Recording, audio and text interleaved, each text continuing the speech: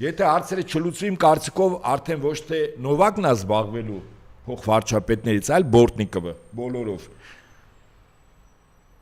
Անվտանգության դաշտային ծառայության պետը, որտեղ սա ուղղակի սաբոտաժ է ներսում, եթե դրան գումարենք նավթավերամշակման գործարանները, պայթյուններ եւ այլն, եթե դրան գումարենք, որ 40 օր ժամանակ է, Զելենսկին 40 օր ժամանակ է տալիս Պուտինին, ասում է, բան արա, խաղաղություն տիկնքենք, եթե չէ պրոբլեմ կունենաս։ Հասկանում եք դուք։ Եվ հիմա Ռուսաստանում գլխիվայր արագության process-ներ են զարգանալու, գլխիվայր, օրինակ, այս գիշեր ճեղքվել է այդ 3 շերտով պաշտպանիչ Դոնեցկում Կրամատորսկ, Սլավյանսկ պաշտպանական բնագիծ է, այդ որ ճեղքում է, այդ քաղաքները վերցնում են, ասում են, 3 գիշեր ա եղել։ 3 պաշտպանական բնագիծը ճեղքվել է։ Եթե Ռուսաստանի նախագահ որոշում է որպես գերագույն գլխավոր հրամանատար, որ լինելու է ստրատեգիական հարձակում, ոչ թե առաջնագծում կրվի 40-50 հազար մարդ, 750 հազար մարդ էլ ռոտացիայով փոխվի, սպասում է ստրատեգիական հարձակման հրամանին։ Իսկ եթե վաղը ստրատեգիական հարձակման հրամանը տվեցին, ես կարծում եմ, այս process-ները շատ մեծ արագությամբ գնում է այդ ուղղությամբ, այսինքն Ռուսաստանում process-ների արագությունը գլխիվայր կարող է գնալ։ Ինչու է արևմուտքը հիմա անում, որտեվ սեպտեմբերին ինչ է սպասում։ Ընտրությունները շատ ճիշտ եք։ Հիմա իմ գնահատականը Ռուսաստանում դա իրավիճակը ամբողջովին տիրապետում է երկրի ղեկավարությունը, բայց դե 5-րդ, 6-րդ, նու 5-րդ շարասյունը այդքան չէ, 6-րդը կա էլ այդ մեծահարուստներ, օլիգարխներ եւ այլն։ Հիմա գանք մեր հարևան Իրանի հետ, ոնց որ պայմանագիր էին, համաձայնագիր կամ հուշագիր էին ստորագրել։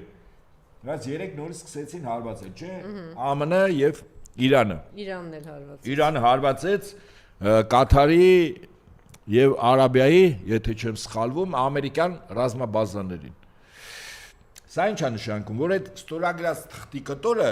ընդամենը թուղթ է էլի։ Ամերիկան է, այսօր ստորագրել է, վաղ խփում, ասում են լավ եմ անում, ուժեղ եմ խփում եմ։ Հիմա վտանգը որտեղ է, ուշադրություն դարձեք։ Իսրայելը ամեն ինչ անում էր, որ այդ համաձայնագիրը իրական վերջնական պայմանագրի չվերածվի, չէ՞։ Դա կոնկրետ Իսրայելի խնդիրն էր։ Հիմա շատ հետաքրքիր process է գնում։ Այս տարվա մարտ ամսից Թուրքիա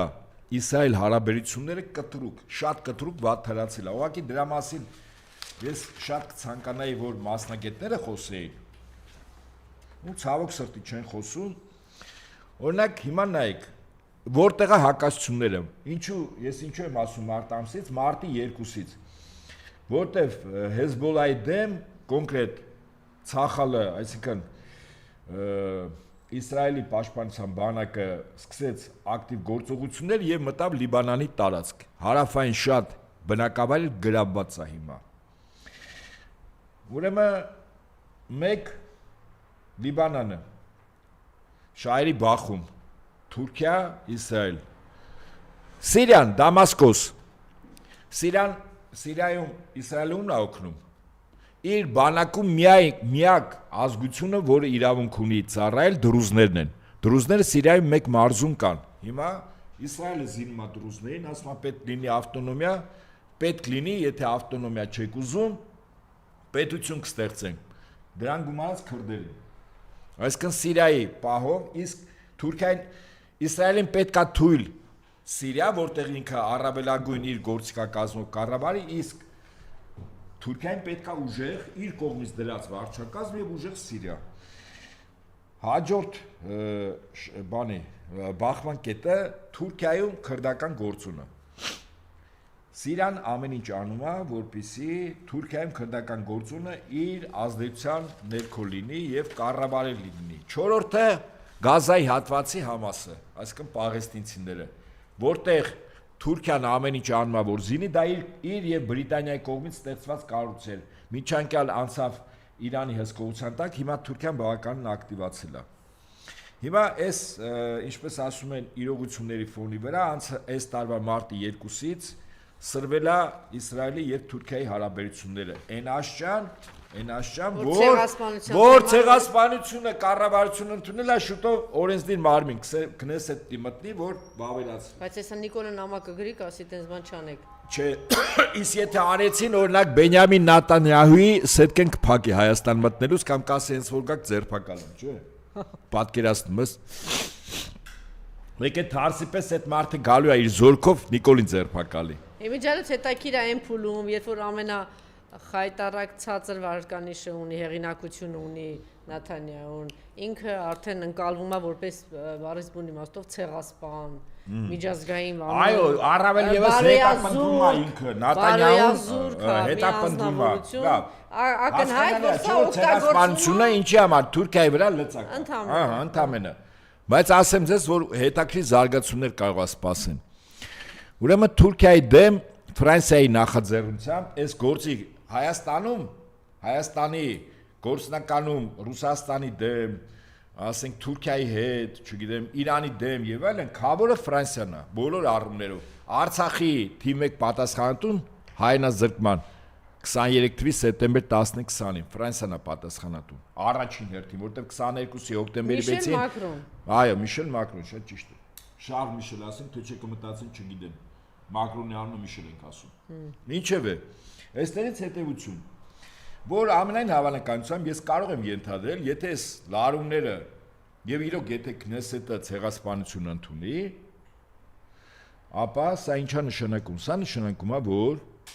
Իսրայելը աշճանաբար պիտի դուրս մղվի որտեղից։ Ադրբեջանից, վստահաբար։ Եվ Իսրայելի զինական ներկայությանը գիտեք ով կարող է փոխարինի։ Հայաստան չճանաչած մի երկիր, թե Պակիստանը, շատ ճիշտ եք։ Այո, Պակիստանն է փոխարինելու։ Մի վարքյան։ Մի րոպե։ Ես թողեք միտքս ավարտեմ։ Եթե Իսրայել Թուրքիա հակամարտությունը հասավ այնտեղ, որ դեռևս ռազմական չկա, եթե լինում է ռազմական այլ տարածքում, օրինակ Սիրիայում, այսօր Սիրիայում որ կռվում են, մի կողմից Իսրայելի պրոքսիներն են կռվում, մյուս կողմից Թուրքիայի։ Դեռ իրար դեմ բանակ չեն անի։ Հիմա նույն ձևով Ադրբեջանը կռվախնձոր է լինելու, որտեղ Ադրբեջանի գլխավոր շտաբը կառավարում է Թուրքիայի 3-րդ դաշնային բանակը։ Բայց հետախուզությունը,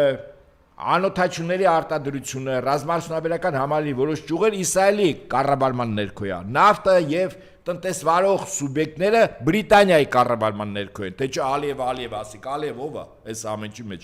Հիմա ես նորից եմ ասում, եթե լարումները հասավ առավելագույնի, ես չեմ բացառում, որ ուղղակի Իսրայելը աշճանաբար կամ միանգամից Ադրբեջանից փորձ արվի դուրս մղելու եւ իրեն փոխարինելու է Պակիստանը։ Հիմա ուշադրություն դարձրեք,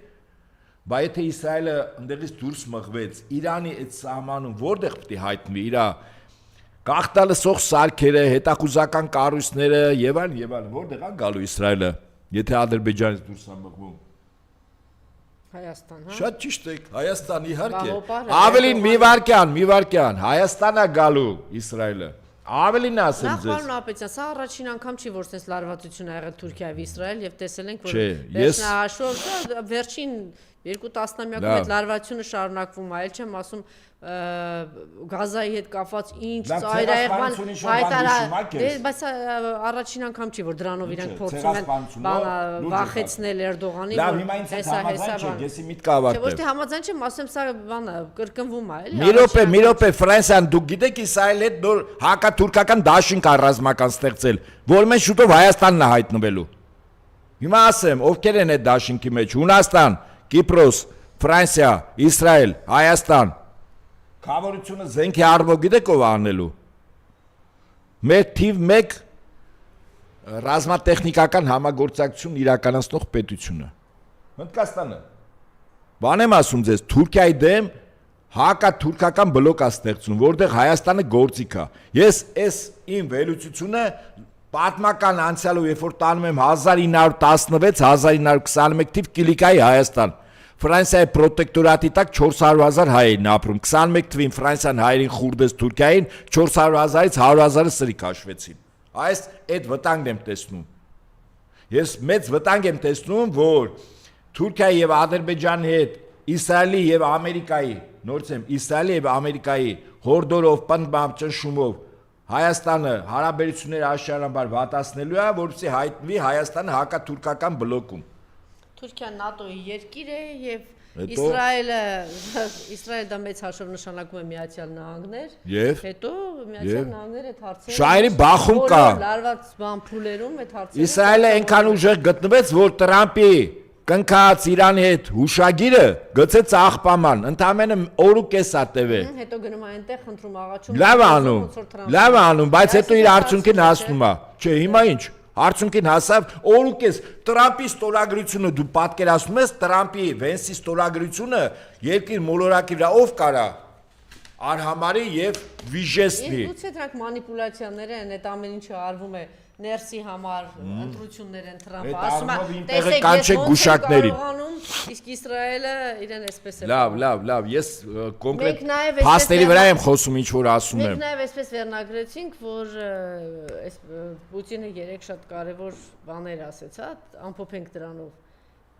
մասամբ խոսեցիք բայց մեկ անգամ եւս հա Պուտինը Ռուսաստանի դաշնությունը այս գիշեր ճեղքում արել այդ պաշտպանական երեք պաշտպանական բնագծերով ամենակարևոր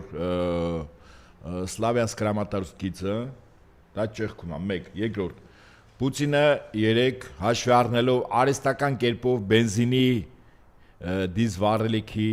ստեղծման գործընթացը երեք հավաքել էր այդ գործով զբաղվող տնտեսվարող սուբյեկտներին եւ պետության այն ներկայացուցիչներին, որոնք պատասխանատու են Բանում ասեմ ձեզ, Ղրիմում քաղաքացիական անձիկ վառելիք չեն ստանում։ Վիճակը այդպեսին է։ Իսա 101%-ով արհեստական է սարքում։ Արհեստական սարքումը Ռուսաստանում ներքին դժգոհություն ընտրությունների նախաշեմին։ Երբ որ բերք են հավաքում, դուք հասկանում եք Ռուսաստանում հիմա մարդը ամբողջ տարին աշխատել է, որ հիմա բերք հավաքի, վառելիք չկա որ հավաքի, վառելիք չկա որ հավաքած բերքը տանի հանձնի։ Դու հասկանում եք դժգոհության չափը ուր է հասնելու։ Մարդիկ փողոց են լցվելու։ Ես դե համար եմ զուգահեռում 1917-ի մի շաբաթ սև հաշ չկար Պետերբուրգում։ 5-րդ շարաշուն սարքեցին, հանեցին փողոց, 6-ը կար։ Հիմա էլ Ռուսաստանում 6-ը կա։ Ուղղակի Նիկոլայ II-ը իր որակներով չափելի չի Ռուսաստանի նախագահի հետ։ Ռուսաստանի նախագահը հարցը շատ խիստ կդնի, ինքը չի ուզում, ինքը շատ կոշտ մարդ է, շատ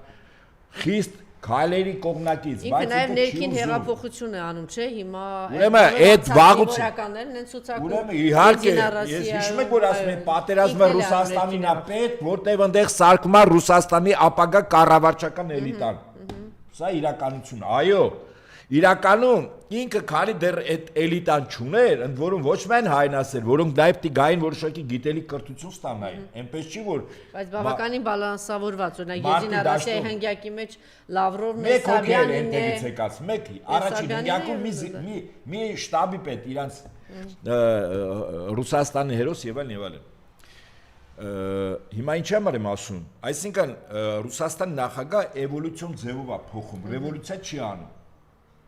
Աշճանաբար այդ 5-րդ շարաշուն ազդեցության գործով հիմա այ որպեսի դա չստացվի հիմա արևմուտքը որոշել է Ռուսաստանի ներսը պայթեցնել որտեղ նա շատ լավ գիտի որ այս դումայի ընտրությունները եւ 2 տարի հետո 2030-ին 3 տարի հետո չէ ինչ երբ է նախագահական ընտրությունները Ռուսաստանում 28-29-ին 2 թե 3 տարի հետո արդեն այս բանակից պատերազմով անցած հայնիկի նվիրյալներ եւ այլն նոր էլիտա է ինքը ստեղծում ոնց որ Ստալինը ստեղծեց 30-ականների սկզբին 30-35 տարեկան մարդկանց արդեն տալիս էր նախարարների փոխնախարարների պաշտոններ Ստալինը հիմա նույն քաղաքականություն իրականացնում Ռուսաստանի նախագահը չի ճանաչում դրա հետևանքները թե ինչ որ արևմուտքը ֆորս մաժորի մեջ է ինքը եթե հիմա հեղաշրջում չանի Ռուսաստանում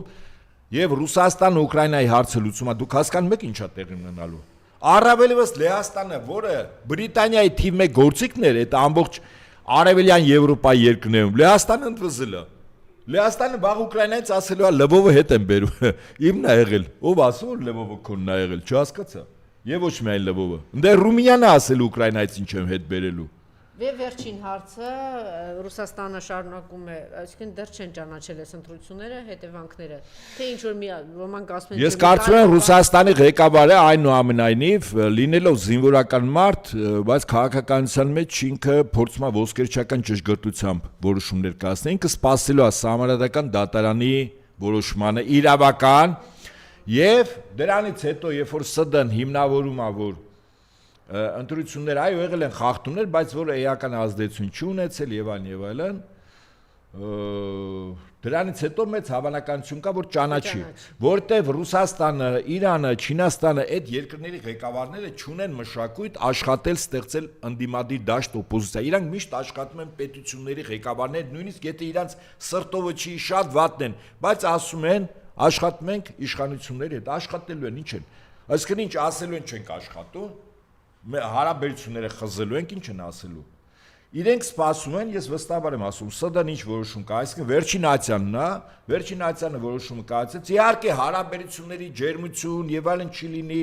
հայրը այստեղ այնտեղ Հայաստանի քաղաքացի խնդիրներ են ունենալու, սա չերևացող աշխատանքն է, բայց երևացող միջպետական հարաբերությունները գնալու են, չեն կարող չգնալ։